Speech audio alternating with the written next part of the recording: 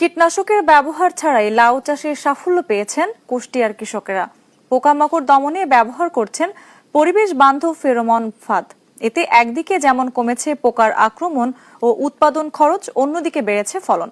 পাশাপাশি মিলছে বিষমুক্ত ও স্বাস্থ্যসম্মত সবজি। কৃষকদের এই পদ্ধতিতে আরও উৎসাহিত করা গেলে নিরাপদ সবজি উৎপাদন বাড়বে বলে মনে করছেন কৃষি কর্মকর্তারা। মাচা জুড়ে সারি সারি লাউ, সবুজ পাতার ফাঁকে ঝুলছে প্লাস্টিকের ছোট ছোট কৌটা। দূর থেকে দেখে সাধারণ মনে হলেও এগুলোই লাউ ক্ষেতের পোকামাকড় দমনে পরিবেশ বান্ধব ফাঁদ, ফেরোমন ট্যাপ। এই ফাঁদে আটকা পড়ে বিভিন্ন ক্ষতিকর পোকামাকড়, ফলে কমে পোকার আক্রমণ, প্রয়োজন হয় না অতিরিক্ত কীটনাশক ব্যবহারের। কুষ্টিয়ার মিরপুরের সবজি বিক্রেতা মমিন হোসেন শখের বশে প্রথমবারের মতো করেছেন লাউয়ের চাষ। কৃষি বিভাগের পরামর্শে পোকামাকড় দমনে ব্যবহার করেন ফেরোমন ফাঁদ। ফলও মিলেছে হাতে নাতে, কমেছে পোকার আক্রমণ, বেড়েছে ফলন।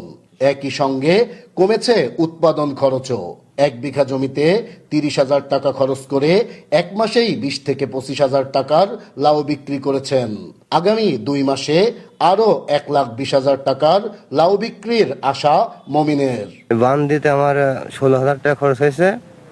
আমি 20-25,000 টাকা লাভ এসেছি। এখনো গাছে অনেক লাউ আছে, ইনশাল্লাহ আমি বড়ই খুশি। মমিনের সাফল্য দেখে এ পদ্ধতিতে লাউ চাষে আগ্রহ বাড়ছে আশপাশের কৃষকদেরও। কম খরচে ভালো ফলন পাওয়ায় কেউ কেউ অন্য ফসলের পরিবর্তে ঝুঁকছেন লাউ চাষে। এখনো 2 থেকে 3 মাস লাউ তুলতে পারবো।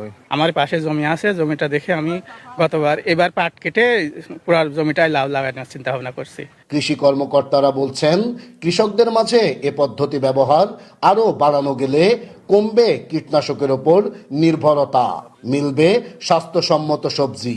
ফেরোমন ফাঁদ ব্যবহারের মাধ্যমে চাষাবাদে কৃষকদের আগ্রহ বাড়াতে মাঠ পর্যায়ে পরামর্শ ও প্রয়োজনীয় সহযোগিতা অব্যাহত রাখার কথাও জানিয়েছে কৃষি বিভাগ।